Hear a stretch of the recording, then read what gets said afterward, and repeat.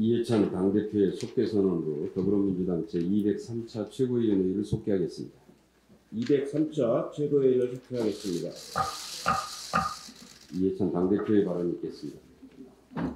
이번 주말에는 민족의 대명절인 설 연휴가 시작이 됩니다.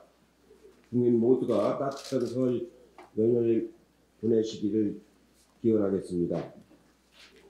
매달 25일에 지급되었던 기초연금, 국민연금, 아동수당을 설 연휴를 감안해서 23일에 조기 집행되도록 할 예정입니다.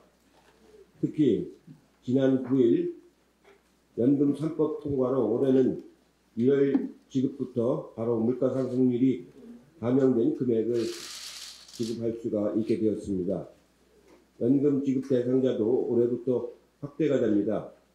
기초연금은 소득 하위 20%에서 40%로 넓어졌으며 장애인연금 역시 차상위 계층과 주거 교육급여 수급까지 포함이 되었습니다. 이외에도 중소기업에 12조 8천억 원의 특별자금과 보증을 공급하고 전통시장에도 긴급자금을 지원하도록 정부하고 협의를 하고 있습니다. 작년과 올 초에 검찰개혁 입법이 마무리되었는데 2월 국회에서는 경찰개혁 관련 입법도 추진하도록 하겠습니다. 경찰은 인원이 12만 명이나 되는 거대한 권력기관에다가 검경 수사권 조정으로 인해서 권한도 많이 커졌습니다. 경찰에 대한 우려가 나올 수 있는 상황인데 이에 적절하게 당에서 대응을 해나가도록 하겠습니다. 이미 당정청은 작년 2차례에 거쳐서 검찰개혁 방안을 발표했습니다. 개혁의 핵심은 권력 분산입니다. 국가경찰과 지방경찰로 이원하고 국가경찰은 다시 행정경찰과 수사경찰로 분리해 균형을 맞추는 것입니다. 국회는 이미 자치경찰제의 도입과 국가수사본부 신설, 정보경찰의 민간인 사찰 방지를 위한 법안들이 발의되어 있는 상태입니다. 여야가 뜻을 모아서 2월 국회에서 통과시켜야 할 것 같습니다. 경찰도 자체 고강도 쇄신에 나서야 합니다. 권한이 커지면 책임은 배가 되는 것입니다.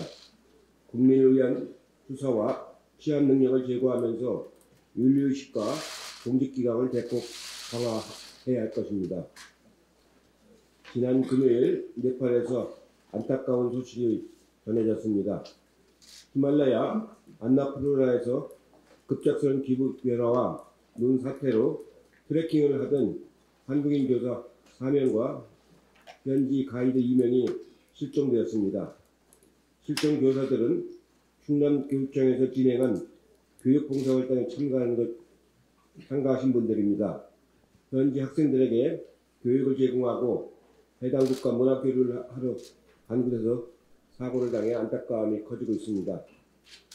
외교부는 주 네팔 대사관과 함께 비상대책반을 가동하고 신속 대응팀을 네팔로 급파하여 실종자 수색을 진행을 하고 있습니다. 국민 안전은 국가의 최우선 가치입니다. 가족들에게 위로의 말씀을 드리면서 정부는 실종자를 반드시 찾을 수 있도록 최선을 다하도록 독려하겠습니다. 이상입니다. 이인영 원내대표의 발언이 있겠습니다. 경찰개혁에 대한 자유한국당의 동참을 촉구합니다. 저는 지난 14일, 16일 자유한국당에게 경찰개혁 추진을 제안한 바 있습니다. 지난 17일 대통령께서도 여당 원내대표단을 만난 자리에서 적극적인 경찰개혁 법안 처리를 당부하신 바 있습니다. 경찰개혁은 여야가 따로 없는 법안이라고 생각합니다. 자유한국당은 검찰개혁 추진 과정에서 경찰 권력 비대화를 일관되게 우려한 바 있습니다. 비대해진 경찰 권한을 분산하고 민주적으로 경찰 권력을 통제하는 데는 여야가 만장일치로 찬성하고 있는 일입니다. 언론도 한 목소리로 경찰개혁 법안 처리를 요청하고 있습니다. 경찰 개혁의 사회적 합의가 어느 정도 이루어지고 있는 만큼 이제 속도를 내야 한다고 생각합니다. 2월 임시국회에서 여야가 합의해서 경찰 개혁까지 말끔하게 끝낼 수 있기를 기대합니다. 우리는 모든 준비가 끝났습니다. 지금 행안위에 자치경찰 분리, 국가수사본부 도입, 그리고 경찰의 정치 관여 금지, 또 경찰위원회 설치 등 관련 법안이 모두 계류되어 있습니다. 자유한국당이 결심하면 2월 국회에서 관련 법안을 처리하는 데는 아무 문제도 없어 보입니다. 경찰 개혁 법안과 아울러 민생 관련 법안을 2월 내에 처리할 수 있기를 기대하면서 자유한국당에게 거듭 제안합니다. 선거가 본격화되기 전에 경찰 개혁 법안과 민생 관련 법안을 하나라도 더 처리할 수 있도록 자유한국당의 호응을 기대합니다. 아울러 자유한국당에게 한 말씀만 더 드리겠습니다. 자유한국당이 요즘 잇따라서 총선 공약을 발표하고 있습니다. 그런데 그 총선 공약을 한마디로 요약하면 박근혜 정권 시절로 돌아가자, 이런 메시지로 보입니다. 자유한국당의 공약을 살펴보면 모든 것을 문재인 정부 이전 박근혜 정권 시절로 돌리자는 주장밖에 없어 보입니다. 공수처 폐지, 그리고 확장적 개정정책의 무력화, 또 탈원전 정책의 폐기, 그리고 주 52시간 제도 정착의 무력화, 거기에 이어서 며칠 전에는 분양가 상한제 폐지, 또 1가구 2주택 대출 규제 완화 등 빚내서 집 사자고 했던 박근혜 대통령 시절의 부동산 정책으로 돌아가자는 주장까지 제기되었습니다. 국민의 심판을 받은 박근혜 정권 시절로 국정을 되돌리게 하는 것은 심각한 정치적 역주행이고, 탄핵에 참여했던 국회의원이 다수 소속되어 있는 자유한국당 내부의 자기 부정이기도 합니다. 자유한국당이 주장하는 보수 통합의 대전제는 통렬한 보수 혁신에서 출발해야 할 것입니다. 그렇게 하기 위해서는 우선 퇴행적 공약과 페이퍼 정당이라는 눈속임부터 철회할 수 있어야 한다고 저는 생각합니다. 보수 혁신부터 보여주시고 유연한 진보와 혁신하는 보수가 멋진 정책 경쟁을 이번 총선에서 벌일 수 있기를 자유한국당에게 기대합니다. 이상입니다. 박준희 최고위원입니다. 예, 이해찬 대표님께서도 말씀하셨지만 네팔의 안나푸르나에서 실종된 4분이 무사히 귀환하시기를 간절히 바랍니다. 더구나 교육봉사차 방문하셨다고 하니까 더욱더 안타까운 마음입니다. 가족분들께도 심심한 위로의 말씀을 드립니다. 정부는 이미 비상대책반을 가동하고 신속대응팀을 파견했는데 수색과 구조에 만전을 기해 주시리라 믿습니다. 지난 연말 나온 보도들 중에 한 매체에서 2019년 한 해 당신을 가장 슬프게 한 것이 무엇이냐라고 물었더니 부동산 가격 상승이 1위를 차지했다고 합니다. 그리고 2020년 새해에 가장 이루고 싶은 소망이 무엇이냐라고 물었더니 내 집 마련이 1위를 차지했다고 합니다. 요 몇 년 서민들에게 부동산 가격 상승은 가장 큰 화제이자 걱정거리였습니다. 제가 딱 2년 전에 부동산 문제를 좀 해결할 수 하는데 도움이 될 것 같아서 보유세 신설 법안을 20대 국회 최초로 발의를 했었는데요. 최근 들썩거렸던 부동산 가격을 안정화시키기 위한 대안으로 보유세 강화 및 공시지가 현실화가 다시 자주 언급되고 있습니다. 예를 들어서 박원순 서울시장은 지난달 17일 날 있었던 불평등 해소를 위한 부동산 정책 개선 방안 토론회 기조연설에서 보유세를 지금보다 더 강화해야 한다고 주장하기도 하였습니다. 이런 주장들이 나오는 이유는 우리나라의 보유세 실효세율이 2015년 기준으로 0.16%로 OECD 주요 15개국 평균인 0.39%를 크게 밑도는 반면에 2016년 국내에서 발생한 부동산 불로소득은 매매 차익과 순임대소득을 합쳐서 무려 375조여 원 가량의 규모로 GDP의 22.9%에 달하는 상황이기 때문입니다. 이런 상황에서 자유한국당이 오히려 보유세를 완화하겠다고 하는 것은 아까 이인영 원내대표님께서 말씀하셨던 것처럼 과거 회기 공약이자 시대착오적인 공약이라고 하지 않을 수가 없습니다. 20대 국회가 5개월 남은 상황에서 일부 부자만이 아니라 일반 국민의 주거 안정화를 위해서 보유세 인상을 포함한 다양한 주택 정책을 논의하자고 제안하고 싶습니다. 이상입니다. 박광훈 최고위원. 네. 네팔 안나푸르나에서 산사태로 실종된 우리 국민 4분과 네팔 가이드 2분이 신속하게 건강한 모습으로 돌아올 수 있기를 기원합니다.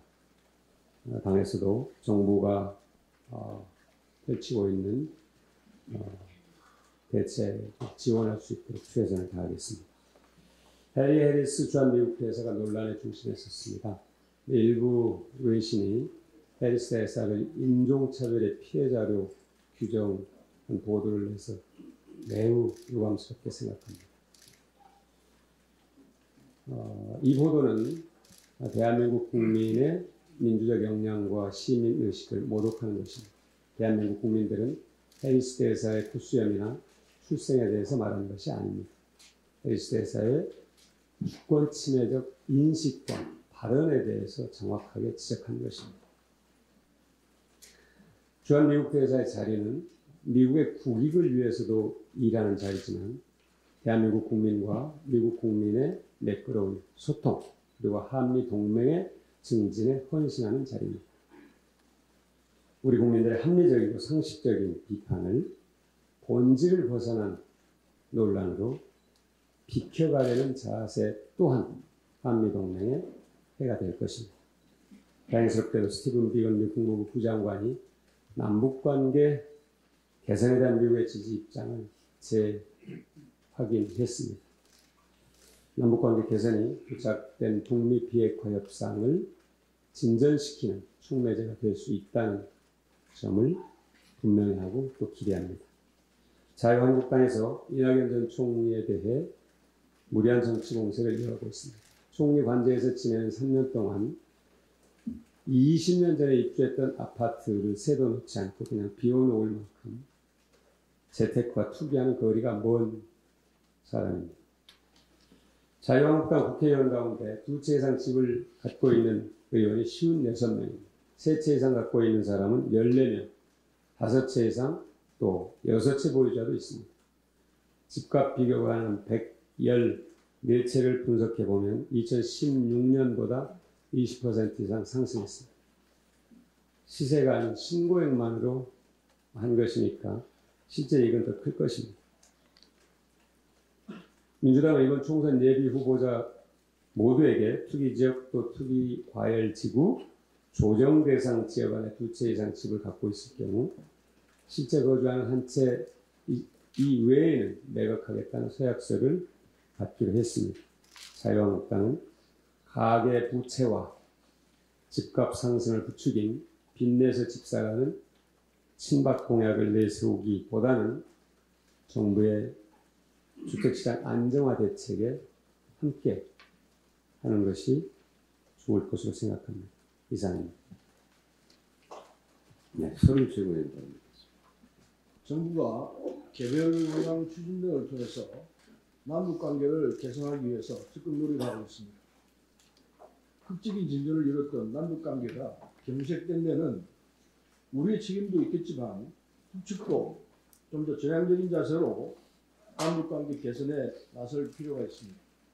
올해 6.15 공동선언 20주년을 맞이해서 남북관계에 새로운 돌파구가 열리기를 희망합니다.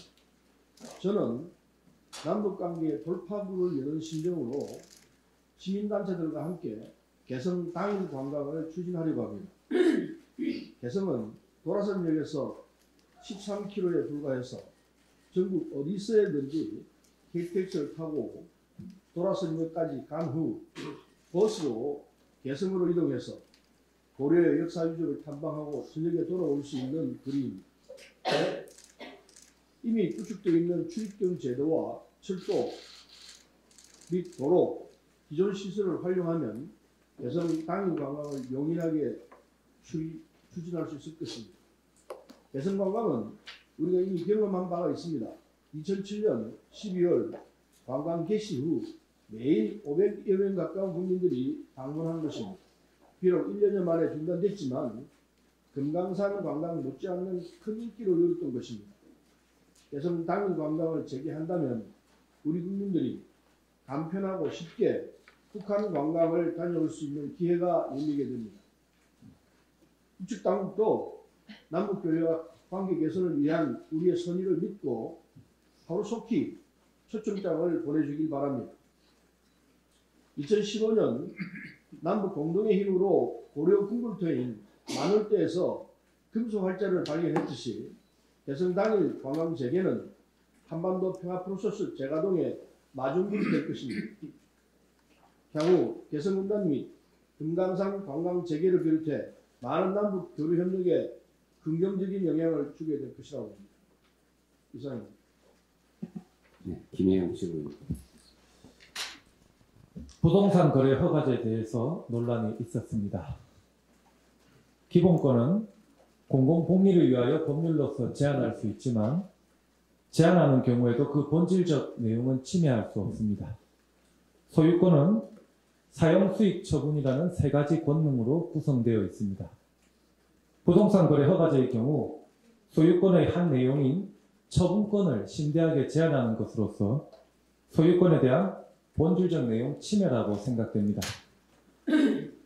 부동산 거래 허가제는 위헌적인 제도라고 보여지고 저희 더불어민주당에서는 앞으로도 이에 대해 검토하지 않을 것입니다. 공천과 관련하여 한 말씀 드리고자 합니다. 더불어민주당의 경선률은 권리당원 50%, 일반 국민 50%로 구성됩니다. 그런데 지역위원장은 평소 당원을 조직하는 위치에 있기 때문에 경선 시 권리당원 부분에서 절대적으로 유리한 위치에 있습니다. 또한 부모가 지역위원장으로 있는 지역에서 그 자녀가 지역위원회의 주요 직책을 맡아왔다면 실질적으로 당내의 다른 인물이 경쟁하기 어려울 것입니다. 우리나라의 경우 일본과 달리 정치 권력의 대물림에 대하여 국민들이 동의하지 않는 편입니다.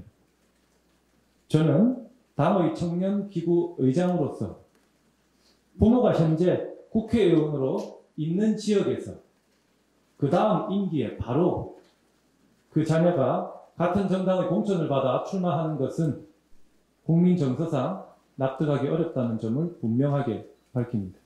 이상입니다. 남인순 최고위원.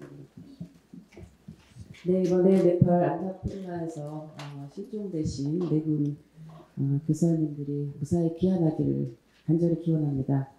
이제 얼마 안 있으면 설 명절이 다가옵니다. 해외에 여행 가시는 분들도 굉장히 많을 텐데요.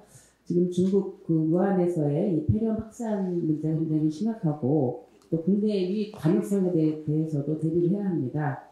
외신 보도에 따르면 중국 우한시에서 발생한 신종 코로나 바이러스에 감염된 폐렴 환자가 베이징과 선전 등 중국의 다른 도시는 물론 태국과 일본 등 중국의 국가에서도 확인되었다고 합니다. 또한 그 중국 현지 감염 환자 수는 136명이 더 늘어나서 198명이 되었다고 합니다. 세계 보건기구가 제한된 사람 간의 전파의 가능성을 배제하기 어렵다고 밝힌 만큼 신종 코로나 바이러스 감염자의 국내 유입을 차단하고 초동 방역을 철저히 해야 합니다. 중국은 춘절 연휴를 앞두고 수억 명이 이동하여 우한 폐렴의 중국 내 확산을 우려하고 있으며 우리나라 또한 중국 입국자가 증가해서 우한 폐렴의 국내 유입 가능성이 우려되고 있습니다. 질병관리본부 등 보건당국이 지역사회와 협력해서 감시와 관리를 강화하고 우한 폐렴 환자 발생 시에 초동 방역을 철저히 해서 지역사회로의 확산 방지에 만전을 기해야 합니다. 이상입니다. 이수진 최고위원. 내일 한국노총 위원장이 새로 선출됩니다. 한국노총 위원장 선거가 전체 노동계의 핫 이슈로 부각하는 이유는 최근 정부가 발표한 한국노총의 조합원 수가 민주노총보다 3만여 명 뒤처져 향후 강경 노선으로 현장 조합원 확보에 나설 것이냐와 우리 더불어민주당과의 정책협약 파트너로서 양측 후보 모두 정책협약을 재검토한다는 입장으로서 4.15 총선에 맥이 닿아 있기 때문입니다. 한국노총과 우리 당이 체결한 정책 협약의 기조인 노동 존중 사회는 변할 수 없는 정책 방향이고 양자의 약속입니다. 제대로 이행했는지 약속을 실천해 나갈 것인지를 협의해 나가는 과정은 중요한 사안이 될 것입니다. 한국노총 100만 조합원의 선택이 있는 내일 두 후보가 마지막까지 최선을 다하고 선의의 경쟁을 하시기 바랍니다. 한 가지 더 말씀드리겠습니다. 아주대 의료원과 이국정 교수 간의 갈등이 언론을 통해 일파만파 확산되고 있습니다. 아주대 의과대학 교수회는 이번 사건을 직장 내 괴롭힘으로 규정하였지만 이번 사태의 이면에는 권역 외상센터를 둘러싼 오랜 갈등이 수면 위로 드러난 것입니다. 사태의 배경에는 적자 운영, 인력 부족 등 권역 외상센터의 열악한 현실에서 비롯된다는 것입니다. 권역 외상센터는 중증 외상 환자의 응급수술과 치료를 담당하는 의료 공급 체계입니다. 전문 의료진이 24시간 대기해야 하고 시설과 장비 등에 적지 않은 비용이 들어갑니다. 보건복지부는 권역외상센터 지정병원에 매년 7억에서 27억 원의 외상전담 전문의의 인건비, 그리고 외상 전용 중환자실, 입원병상 확충 등 명목으로 80억 원을 투입하고 있습니다. 전국에 17곳의 권역외상센터가 있지만 외상센터의 의료 인력과 시설은 크게 부족한 상황입니다. 지난 메르스 사태를 기억하실 것입니다. 국민의 생명과 안전을 보호하기 위해서 신속한 감염병 예방과 대응을 위해서는 필수 불가결하게 투입되어야 될 안전망들이 있습니다. 외상센터 또한 중증 외상 환자에게는 꼭 필요한 사회 안전망입니다. 외상센터가 지속 가능한 의료체계로 자리 잡을 수 있도록 전체 의료체계 보완과 정부 지원에 신경을 써야 할 것입니다. 이상입니다. 네, 이영석 최고위원입니다. 예. 네, 자유한국당이 황교안 대표 명의의 설 선물로 불교계에 육포를 보냈다가 뒤늦게 회수하는 총국이 벌어졌다고 합니다. 지난해 5월 부처님 오신 날 법요식에서 유일하게 혼자 합장을 하지 않아서 불교계의 비난을 자초했던 황교안 대표가 이번에는 조계종 종단 대표 스님 앞으로 육포를 보낸 사실이 알려지면서 불교계는 대단히 황당하다는 반응입니다.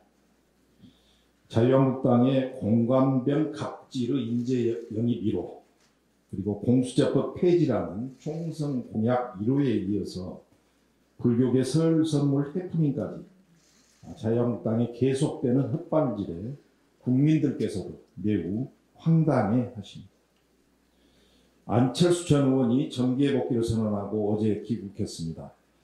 진영 정치에서 벗어나 실용적 중도 정치를 실현하는 정당을 만들겠다고 하셨는데 지난 총선에서 한 배를 탔던 대한신당마저도 금이 환향이 아닌 돌아온 탕자일 뿐이다 이렇게 맹비난하는 모습이 매우 안타깝습니다.